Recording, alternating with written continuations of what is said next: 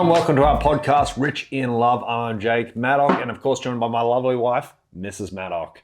I'm a relationship coach, guys. I've successfully coached thousands of people to attract their ideal partner. Today, we're going to be talking about setting boundaries without creating conflict, how to do it effectively, how to communicate effectively.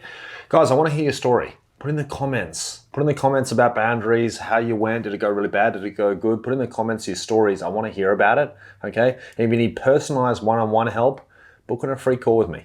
Everyone gets one free call. Book in a call. I'll help you out. Take me through what a boundary is. There's a few ways to describe a boundary, but a fun way to describe it, it's a set of rules to help people win with you. Why are they important?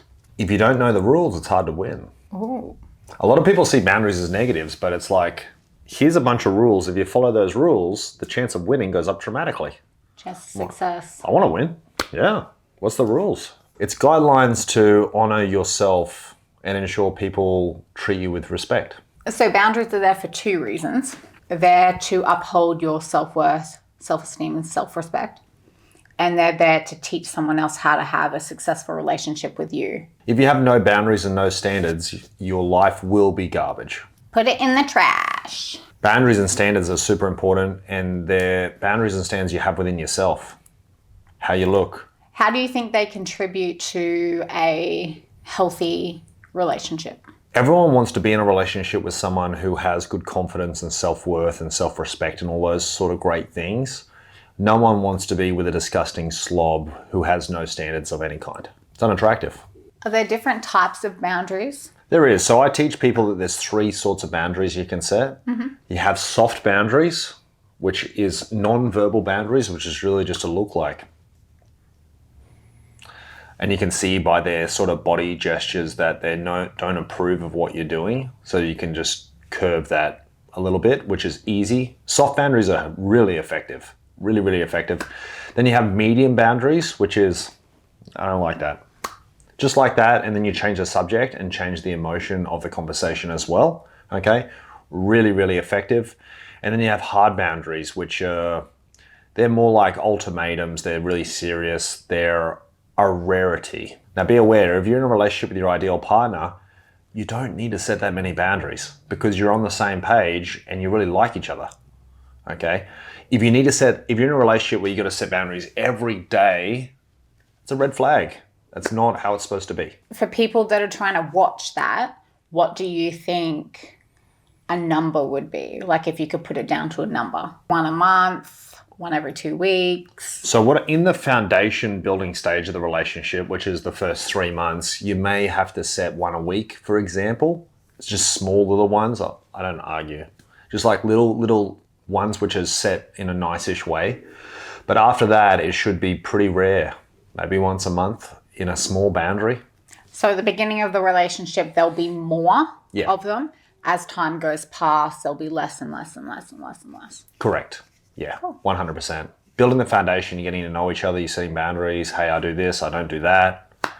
I think even on the first date, we said to each other, I don't argue. We refuse to argue. Refuse. It's ineffective, it's stupid. Unacceptable. Unacceptable. How do you know when you should set a boundary? When I feel like I'm being disrespected or I'm not being heard and I have tried to breach it a few times in a nice feminine way. That's when I know I need to set one. Perfect. So when I feel like I'm being neglected or disrespected, it goes in immediately. So that's how I know. What about you? I do it faster, but it's the same thing. When you feel disrespected or think this is behavior that shouldn't be tolerated, you set a boundary. Fast. Do it in the moment, guys. You can't go, hey, last Thursday, what you did was no good. Do it in the moment. It's so much easier. How can someone know their boundaries before entering into a relationship? Or is it a thing that just happens while it comes up? It's a bit of both. So you should know yourself fairly well before entering into a relationship. So you should know, I'm not going to argue with anybody under any circumstances. So you should know that before you go in. So then you can tell someone and preemptively do boundaries.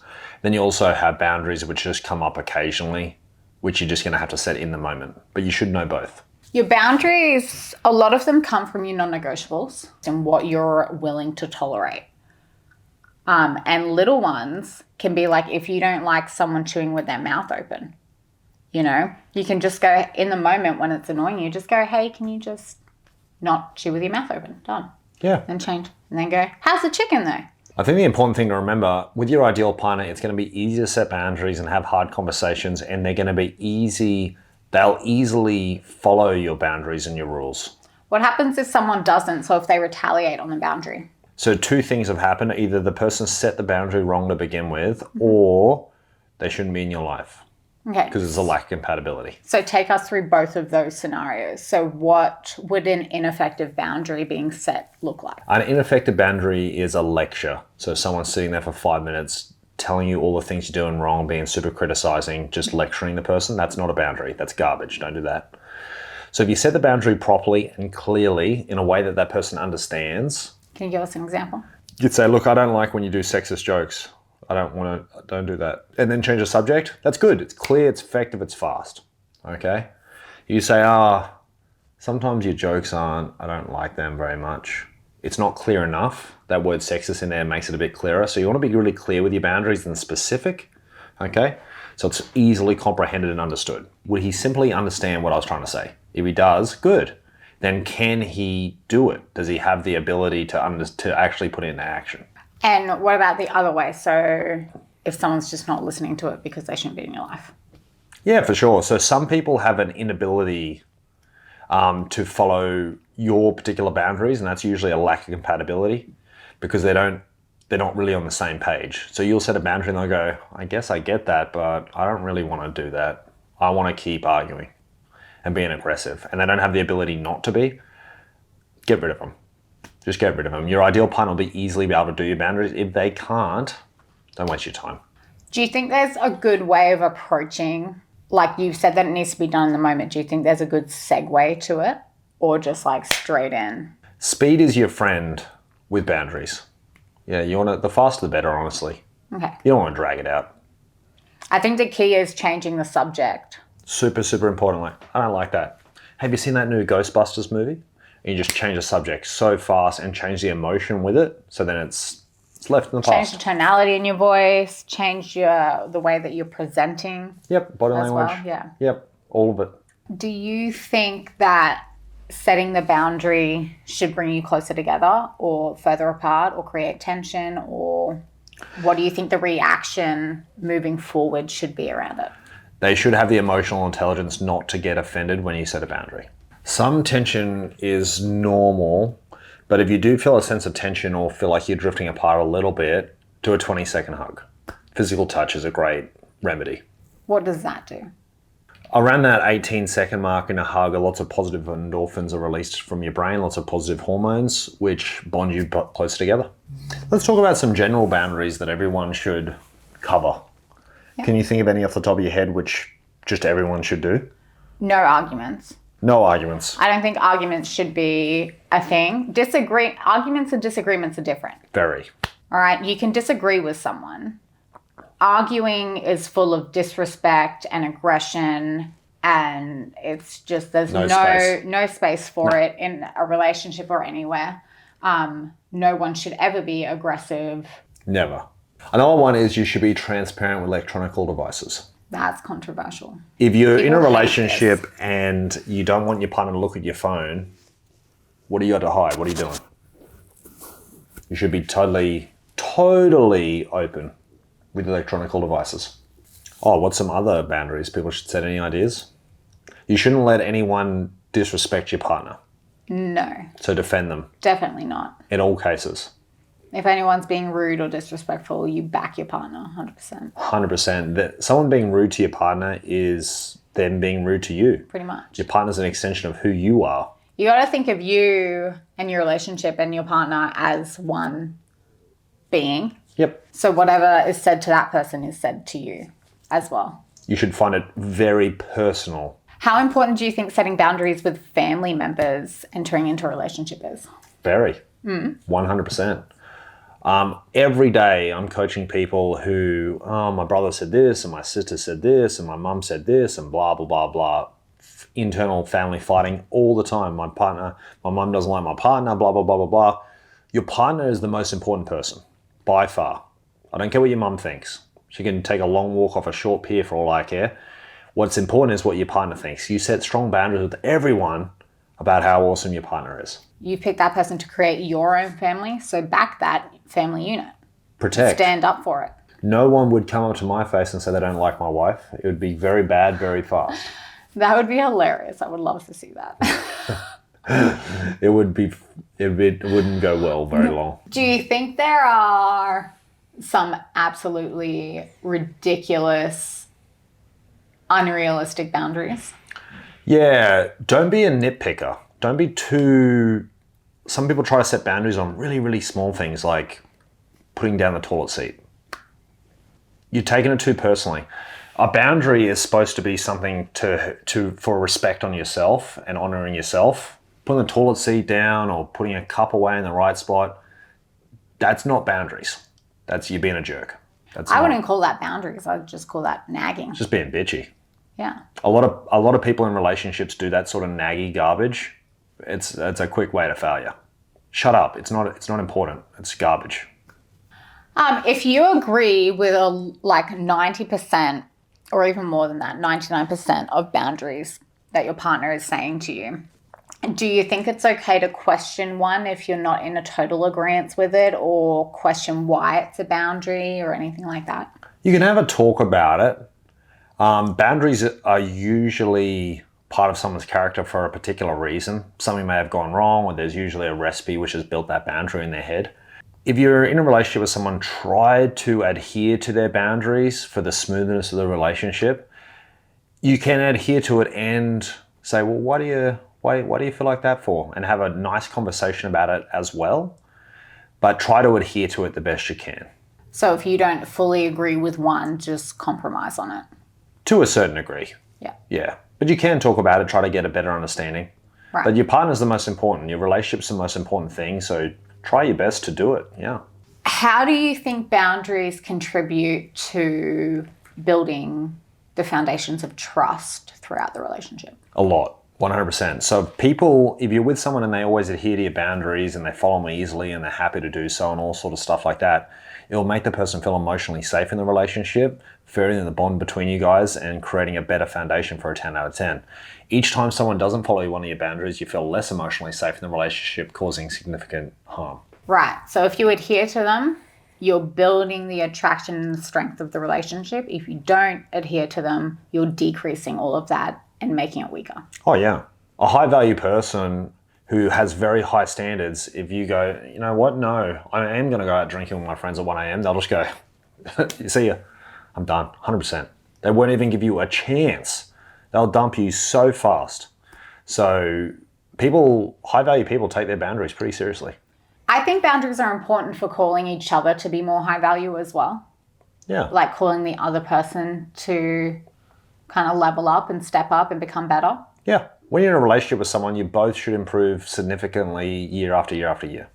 On a little bit of a saucy version of a boundary. Made of sauce.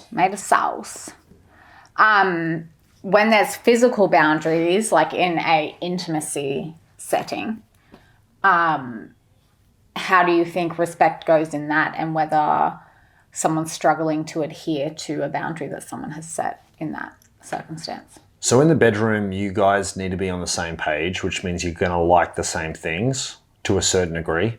If one person really loves one thing and you really, really hate it, you're not really meant to be together. It's just not going to work. There's got to be compatibility with the things that you enjoy. It's too important. Puzzle pieces have to fit together. Have to. You're looking for someone for the next 50 years, guys. You've got to find someone who can do the job. Do you think there's a timeline on when to bring up like physical, like sexual boundaries? You can bring it up pretty fast, to be honest. In modern relationships, intimacy happens very quickly, and you'll be able to tell very fast whether you guys are on the same page and what you both like and dislike pretty fast. Yeah. Well and truly in the first month. So don't be afraid or ashamed of bringing what you enjoy You gotta talk about it. The issue is if you don't talk about it until a few months later, when you do talk about it, you've got 3 months or 4 months of this relationship that you've built foundations, and then you say something and the person doesn't agree with you, and you're like, well, we've got an issue there. So all your hard work that you've just done is down the drain. It's not going to work. Do you think there are any consequences in not being able to set any type of boundaries effectively? Hugely. Controversially, I see people who have very bad lives, who get cheated on and abused throughout their entire life. They have no standards, self-esteem, self-worth, low confidence, and it snowballs. And you're basically a goat sent for slaughter to the dinosaurs. It's basically what it is, okay? There's a reason why girls like this, nothing bad's gonna happen to them. Because they have high standards and they got that energy naturally. No one's ever gonna cheat on her or abuse her. It's just not gonna happen. But some girls, it happens a lot. It's a lack of boundaries, I'm also never gonna let it happen to me. That's the mindset. So I'm strong enough to stand up and push back and say that's not okay. Yep. Other girls, lots of bad things happen and they don't take responsibility for it because they're in this victimization mindset. If you don't have a really strong mindset and you're a doormat with your boundaries, bad things are going to happen. I guarantee it. And your life's going to be really bad. You have to identify what your boundaries are and where you're willing to go to for your own sanity, because without that, you're digging yourself a really, really deep and dangerous hole. If you act like a mouse, you're going to get eaten by snakes. Have some confidence and stand up for what you believe in, even if it is a really hard scenario, like you're in, I don't know, a domestic violence situation or something, and your whole life depends on that person, and you're pretty much like ruining your life for it. You're better off. Like, the stuff that you're experiencing is not okay, and it shouldn't be allowed. And the only person that, unfortunately, the only person that can get you out of that situation is you. Unfortunately, we live in a world where you can't just be weak and helpless and expect that everything's going to be fine, because it's not. You have to be strong. People listen to your boundaries because they know if they don't listen to your boundaries, they're going to be consequences. 100%. Have that sense of strength to it. Yeah. How can couples continue to prioritize each other's standards and each other's boundaries? I'd probably say focusing on goals. So what do you want to achieve this month? What do you want to achieve this year? What do you want to achieve next year? What's your goals in all areas of your life? Health and fitness, finances, business, relationship, marriage, kids. What's all the goals all together? And focus on it as a team to achieve as many goals as you can. It'll constantly make you strive, change, improve. Everything will get better. We hope you enjoyed this video, guys. Please subscribe to the channel, like the video, comment, tell me your story. I want to hear it, okay? If you need more help, book in a free call. I want to help you.